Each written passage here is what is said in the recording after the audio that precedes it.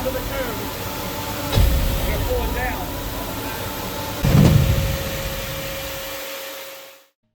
I'm the Hornet King, and I removed some incredible and insane wasp nests.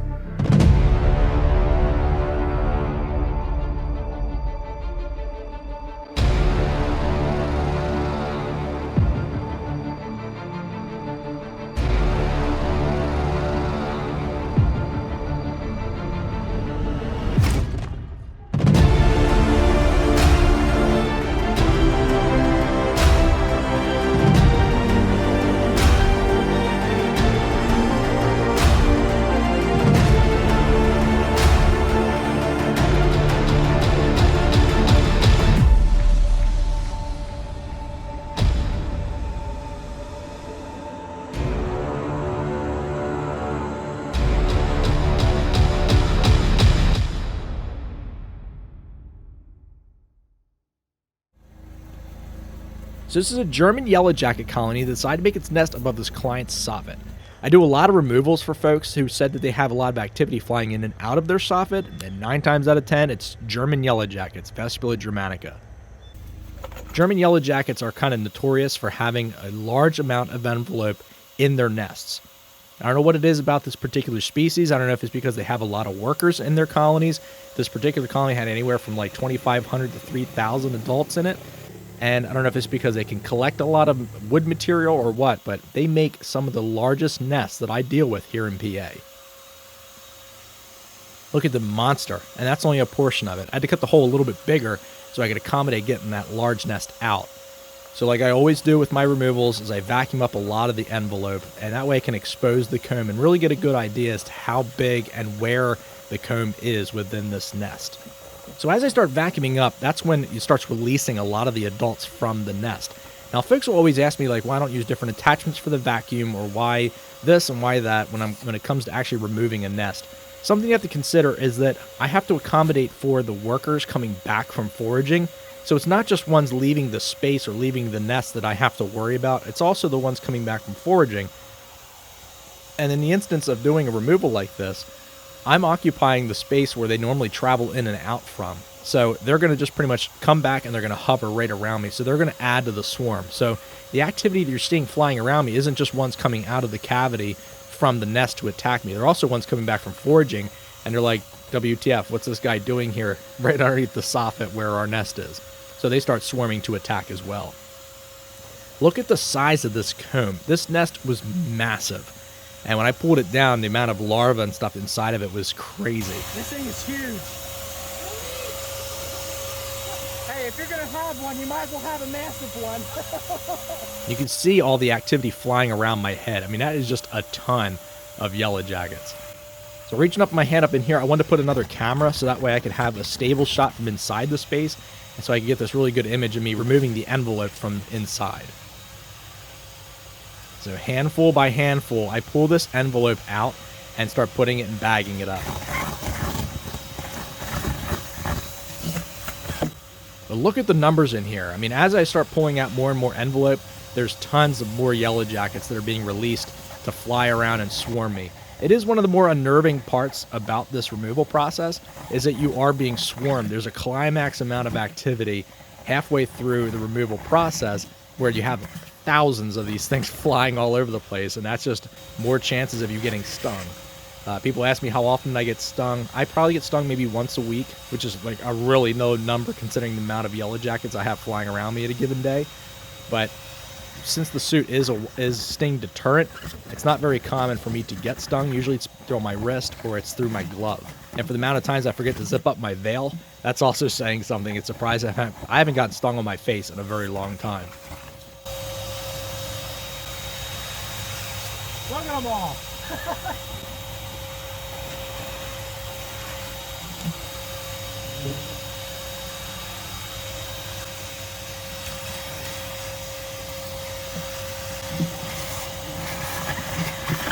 You ready to see it? It's just hard to get over the size of this nest.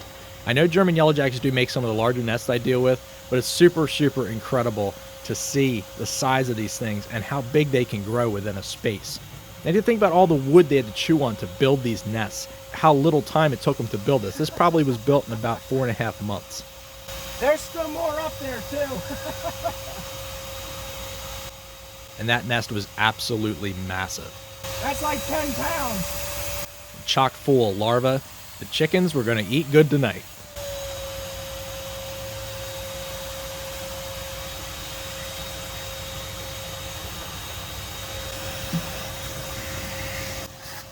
Just vacuuming up the returning foragers, and usually it takes me anywhere from about 45 minutes to an hour to complete these nest removals. And people always ask, like, oh, there's gonna be ones flying away and escaping from me doing the removal itself, and that's absolutely not true. Wasps do not escape. They're not trying to leave. They're not trying to go away somewhere else. They're trying to swarm and attack the predator that's coming after the nest, which is me. So they're flying around me, and then they go right back to the nest. So that's what they're doing here. That's why you see the cloud of them right around my head. They're not leaving. They're not escaping. They're flying out. They're attacking me, and they're trying to get right back into the space. So that's where I just kind of, sometimes I'll just let them consolidate back inside the space. I'll give them a little bit of space, and then they'll fly back. They'll go into the cavity, and they'll clump up inside, and then I'll just come back up with the vacuum cleaner and just start sucking them back out.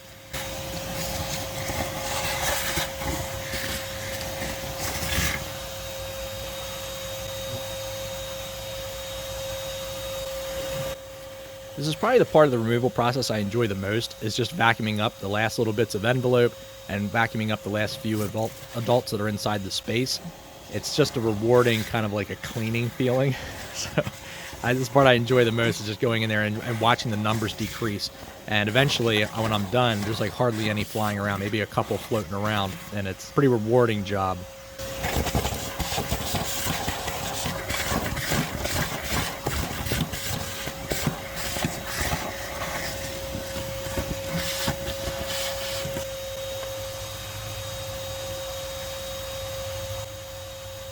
And you get a stack of the nest inside of this bag, close everything up, and then seal it. Now, I do double bag when I bag because they can chew through plastic. They can chew through wood, they can chew through drywall, they can chew through plaster, they can chew through spray foam, they can chew through a lot of things. So a thin plastic 6mm bag is not enough to contain them, so I always double bag.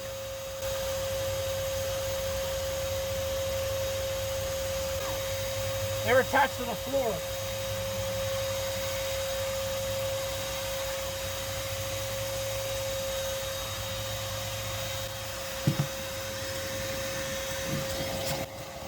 So I gave them some time to kind of consolidate, and that's exactly what they did. They just clumped back up inside of here, inside the flooring joist space.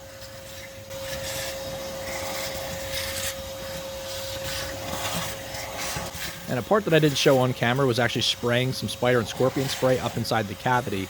And that way, if any returning foragers come back and they go inside of there, they'll get the spray on them and they'll die.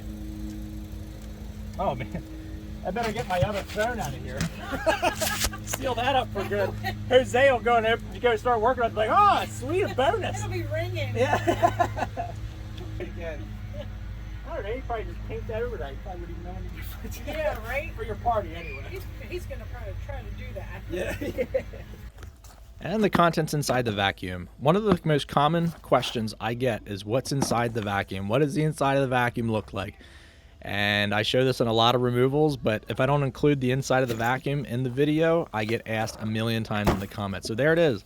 A clump of shredded envelope and a bunch of dead yellowjackets. Alright. Just pop this thing open here. I had it in the refrigerator all night.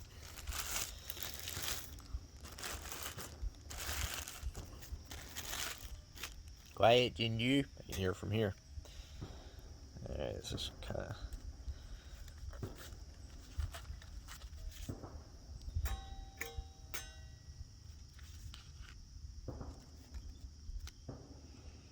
Everybody's very, very cold, but I don't know that the larvae aren't dead.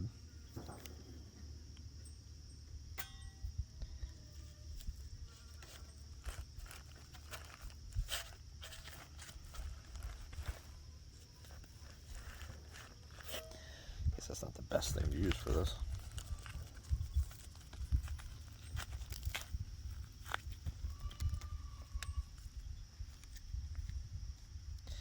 I definitely should find the queen in here because I was vacuuming mainly the outside and didn't get too much from the inside here.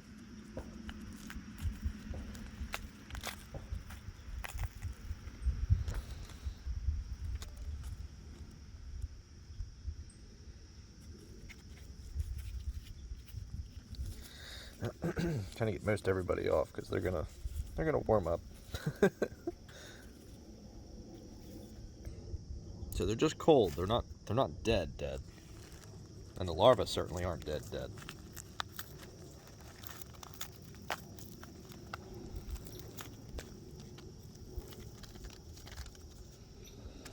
There's the queen. All right.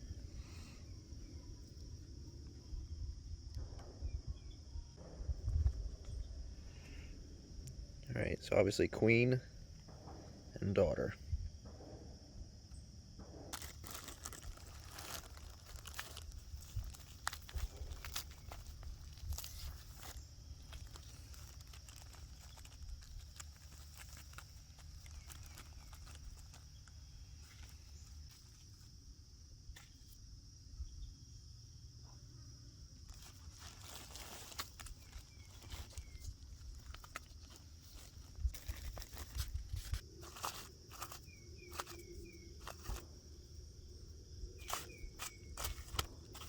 I don't want to get stung on my fingers. As you can see, they're really starting to warm up. Doesn't take long.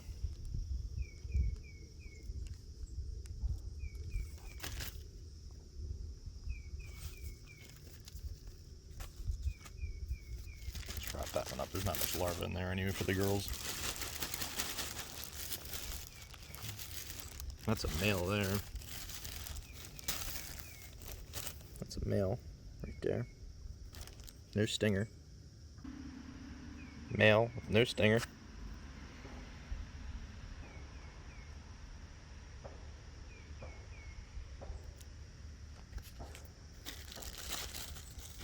I'm gonna put these in their freezer.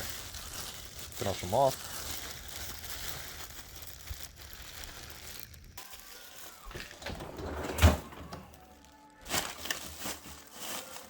Night night.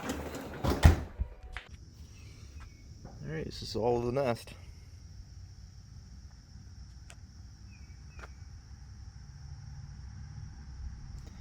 This is all started by one queen.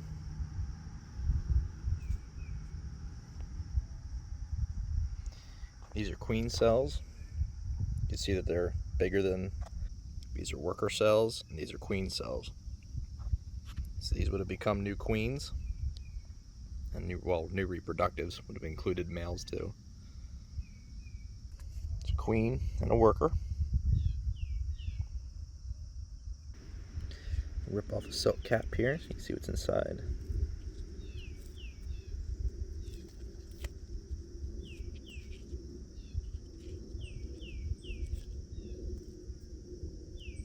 Just pupating adults underneath the silk caps. Here's an adult that's would have been soon ready to come out. Not quite. Still developing.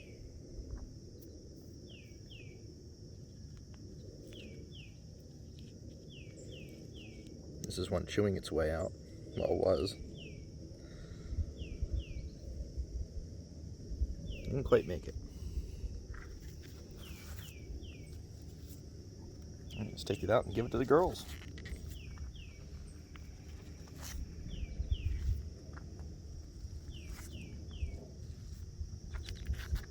This is the whole nest.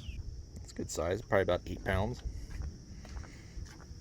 We'll take it out and give it to the girls.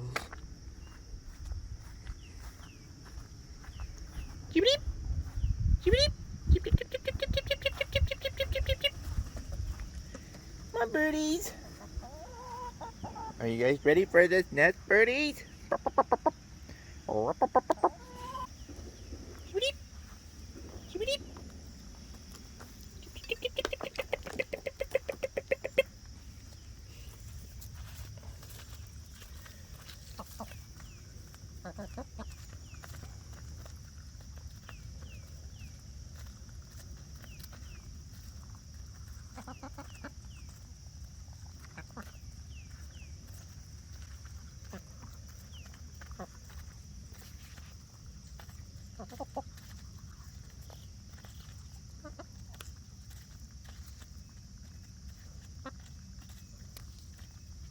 that good, birdies?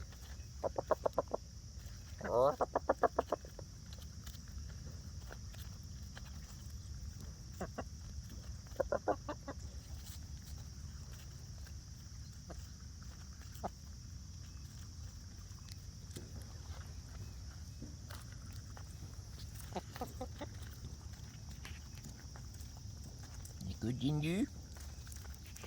Oh, hey, Giblet. Hey, nice Giblet. Oh, here's a good girl. That's a good Giblet. It's a good Giblet.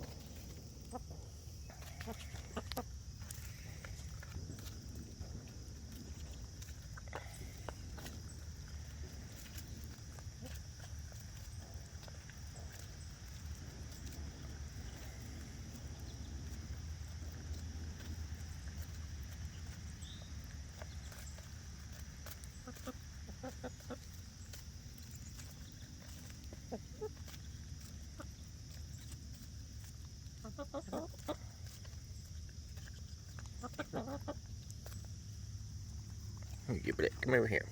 Come over here. That's it.